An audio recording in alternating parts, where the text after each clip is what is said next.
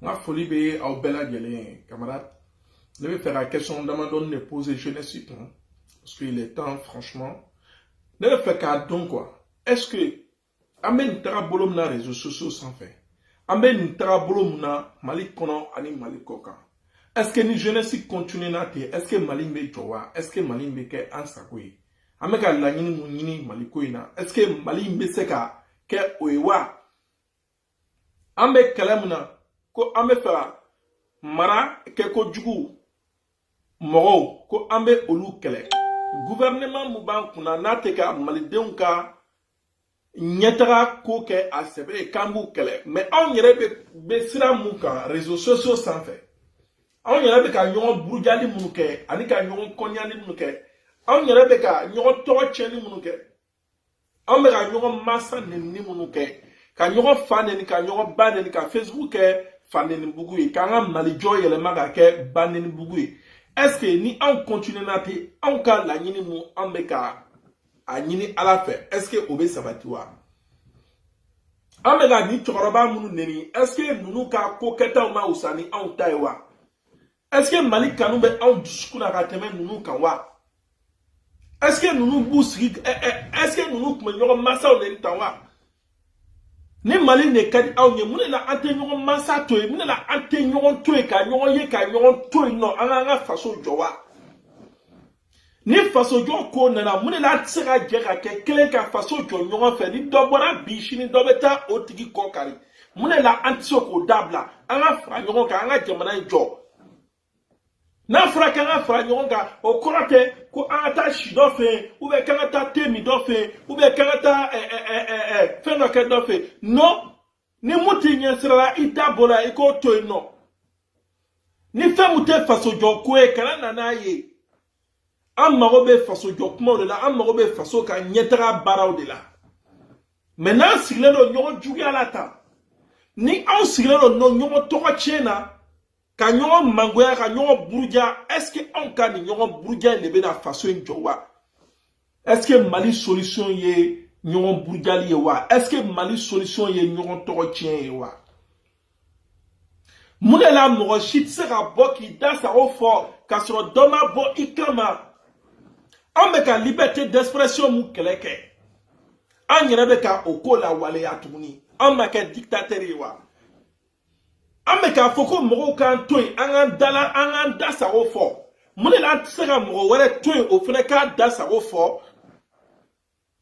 mun de la an tɛ se ka ɲɔgɔn to yen bɛɛ ka kuma i sago la k'a sɔrɔ a ma kɛ faneni ni baneni ye k'a sɔrɔ an ma tugu ɲɔgɔn ka cɔ la mais n'i y'a ta k'a ko bɛɛ lajɛlen ta k'a lajɛ i bɛ fɛn damadɔni de sɔrɔ a kɔnɔ intérêt personnel ko kɛlɛ mɔgɔ ko kɛlɛ wari ko kɛlɛ tɔgɔ ko kɛlɛ yɛrɛ yira kɛlɛ anw tɛ se ka nin bɛɛ ta k'o bila kɛfɛ ka nin bɛɛ ta k'o bila kɔfɛ ka Mali ta k'o bila an ɲɛ wa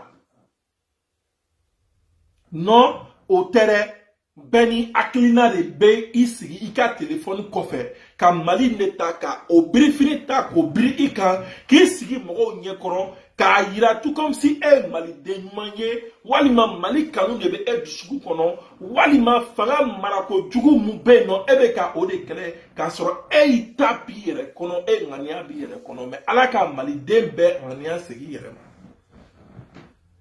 Ala ka Maliden bɛɛ ŋaniya segin i yɛrɛ ma Mali ko in na voilà n'a fɔra ko ka bɛɛ ŋaniya segin i yɛrɛ ma ni ŋaniya jugu t'i la Mali ko la a tɛ digi la mais ni ŋaniya jugu b'i la a bɛ digi la mais Ala ka bɛɛ ŋaniya segin i yɛrɛ ma la jeunesse il est vraiment temps an ka ɲɔgɔn to yen an ka ɲɔgɔn to yen an ka Mali kɛ an ka priorité ye bɛɛ dɔrɔnlen don ka kuma i sago la k'a sɔrɔ an ma don ɲɔgɔn masaw la bɛɛ dɔrɔnlen ka kuma i sago la k'a sɔrɔ mɔgɔ ma bɔ ka i dɔgɔya k'a sɔrɔ mɔgɔ ma bɔ ka nkalon tigɛ ka da i la k'a sɔrɔ mɔgɔ ma ɲɛɲini k'a b'i mangoya mais non réseaux sociaux bɛ ten Mali c'est que Mali yɛrɛ c'est Malien yɛrɛ bɛ ka don ko la mun Malien t'a dɔn a bɛ bɔ a la bilen dɔw yɛrɛ kɛlen don ka ni système in ta k'a kɛ ɲɛnajɛ de quoi Donc quel est le système ta ka wari ni sirai. Donc quel est le système ta ni vidéo quel système nous kanike ou est la fialis. Donc ba ke msoni ni sirai. Tere do ba ke fin père quoi. Essentiel est que olu kumolo ka ye fambe. Ou be vidéo quel était clé kono, filate clé kono do ba ke fo vidéo ta. Edume ka kuma mu fo faso jo kuma ti da kono iyere nyininga kuma mbe ka bo eda kono kuma nye faso jo li kuma de be ka bida kono wa faso chili kuma de be ka bo eda kuma mbe ka bo eda kono eska na fa be jamana nka wa walma na fataka sene ki da wa ka kuma iti iyere nyininga. Je pense qu'il est temps qu'on réfléchisse. Jeunesse kono lui il est conscient alors que la jeunesse est très inconsciente. La jeunesse n'est pas consciente. Si on était vraiment conscient, ameka munke an kunte oke, ameka ta sira muka anteta o siraka, ameka fokame munu kele, ameku kele ni système ya tout kele ni au système yi, amu kele ni système na pas be jamanaka. Donc alibi, anga akli la bara pour qu'on soit vraiment conscient. Pour qu'on soit vraiment conscient. Sinon, pour le moment, non, on n'est pas conscient. Donc, on est que vidéo nyana blay, mais maintenant, donga saura yara konona la. Pour que anga sega faso mbara nyoron fait. Pour que faso nga sega jo nyoron anga sega jo nyoron fait. Anga dobo nyoron juga la, anga dobo nyoron toche na, anga dobo nyoron mangouali la, réseaux sociaux sans fait.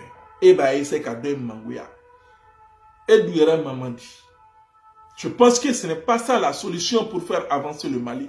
Le Mali a vraiment besoin des jeunes conscients, des jeunes qui aiment le Mali, des jeunes patriotes. Camarades, ni vidéo be kuma muka, anga nyoron tui, anga nyogon tui. Moro tse ka bekele, bet sera ke moro kele bagayi.